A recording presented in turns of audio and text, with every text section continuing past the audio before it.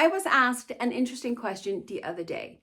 Why should I care about being an apple shape? And if you've been here before, you know that here on my channel, I do plus size fashion for apple shapes. I always talk about the apple shaped body and how we can dress it the best and make the most of our curves, etc., etc. But why should we really care about being apple shapes? It's an interesting question, and I actually sat down and wrote what I expected to be a blog post about the subject. However, I prefer the spoken word over the written word. I do like writing, but I do prefer speaking. So I thought, you know what, I'm just going to read this post out to you. It's a bit of a long one, so you can pause the video now, go grab a cup of tea if you wish. But let's get into why you should care about being an apple shape. So many of us apple shapes has grown up without representation in the fashion world of our body shape, and because of that have the distorted views that apples aren't attractive. This especially applies to those of us who are mid-size or plus size. If you look through history, you will find that in one point or another, in one culture or another, all shapes and sizes has been in. But overall, a small waist, a big booty, and an ample chest has always been the most attractive, basically the hourglass. This is why when we dress, whether I style a client or myself, we try to achieve the balance of the hourglass. Okay, so you might say, if an hourglass is what's attractive and that's what I should try to achieve, why should I care about being an apple shape? Well, for two reasons. First up, being an apple shape gives you the unique opportunity to show the younger generation of apples that we are here, we are represented, and we are worthy. Meaning they don't have to grow up feeling like we did, non-represented, not worthy, and leaving us with the feelings we just need to hide and starve ourselves until we're so slim that no one will see that we're apples anymore. Second, caring that you are an apple means that you can learn to dress in ways that makes you feel amazing, worthy, beautiful, sexy, etc. Caring about your shape means caring about you. And once you care about you, you will soon learn to see what everybody else sees, the inner beauty. And inner beauty is what it's all about. The outside is a shell. It's the armor to the world. Some people care a lot about the outside, others not so much. Whether you care a little or a lot doesn't really matter as long as you care about the inside.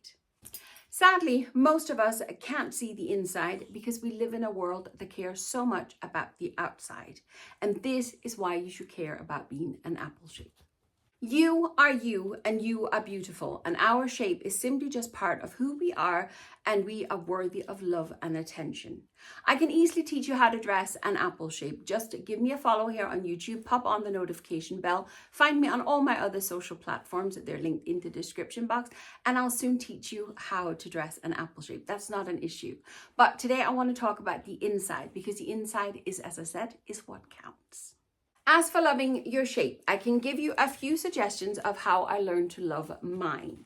First, I accepted, I have a puppy down here eating my lipstick now. First, I accepted that this is how I am, this is my shape, and this is what I look like. It didn't happen overnight, and it's still a work in progress. These are practices that I do every single day to this day. Now she wants cuddles. First up, when I see my reflection on any surface, I give myself a compliment. It doesn't matter if it's a mirror, the oven door, a shop window.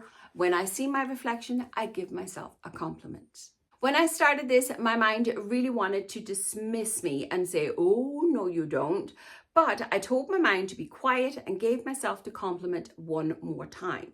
This is a practice, and it takes a continued, dedicated approach. But if you want to love your body, you will have to do the work. I also started to journal, a gratefulness journey. Basically, I keep a little notebook by my bed where every night before I go to bed, I write down 3 to 5 things that I'm grateful for that day. Sometimes it's as small as the sun came out, and other times it's something deep and profound. But being consciously grateful fills your mind and being with positivity, and positivity breeds positivity. Next is to do more of what you love. Me being an absolute workaholic, I'm a control freak and I'm a perfectionist. It's in my nature to always do and do more. To achieve things, I simply work harder and longer and give it all till I've got nothing left. That can be great, yep. but it can also lead to burnout and to illness. Learning to do more of what I love has helped me find a balance. It's still a work in progress, I admit, but taking the time to simply enjoy the things I love has helped me take better care of myself and in turn take better care of the people that matter to me. So if, like me, you always give, make sure to give yourself in equal measure. I have a little Lucy lying down here, desperate for my attention, which is why she's making grunting noises down here. Anyway, next up, exercise. And oh, I know, trust me, I didn't want to hear it either. But I can honestly tell you that exercise is what really changed my mind on how I loved and looked at my body. For years, I was plagued by injuries and I felt I couldn't do what I felt I had to do. I made excuses and I used my injuries as excuses simply because I hadn't found the exercise that I enjoyed. What do you think of when I say exercise? Walking, running, going to the gym, swimming, cycling, exercise class of some sort I can carry on, sweating, judgment? Yeah, me too. What if I tell you that that is not what exercise has to be? I find walking so boring. Sorry, but I do. Running, no, thank you. Swimming, I bloomin' hate water and fish pee in the sea, just so you are aware, so that's a no-go for me. Cycling, nope, several knee operations, we ain't going there. And I could carry on. I could find an excuse for every single exercise why I don't want to do it. Until I found martial arts. It turns out that martial art was what I loved. I haven't been to class since COVID, in fairness. I have long COVID, so unfortunately exercise on the back burner for me, but I cannot wait to go back. I still see the guys do the training up on Facebook. They post a few things, and I'm so looking forward to one day joining them again. I also love going to the gym. I love lifting heavy weights. Again, I long to get back to the gym and hope that I will soon again.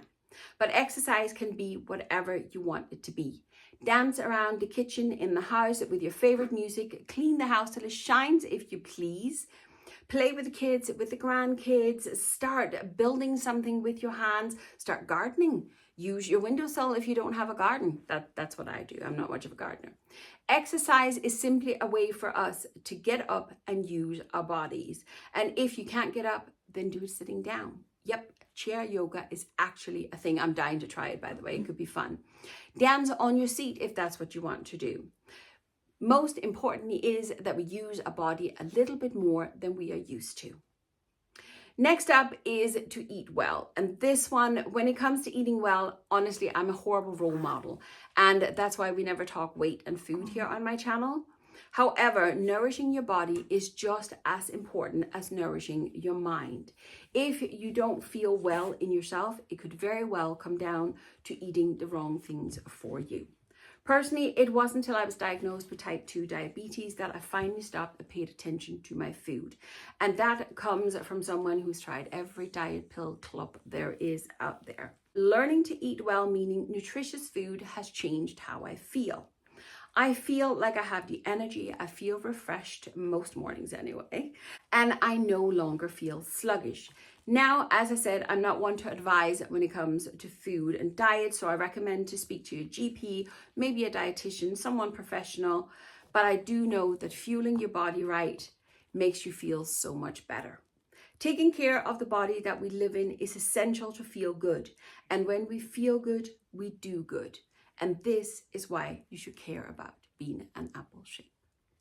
I know that was a bit of a long post and I hope it was okay. I read it out more so than just speaking to you, but I really wanted to make sure that I stayed on track. And as I said, I'd written it as a blog post and I'll probably pop it up as a blog post anyway.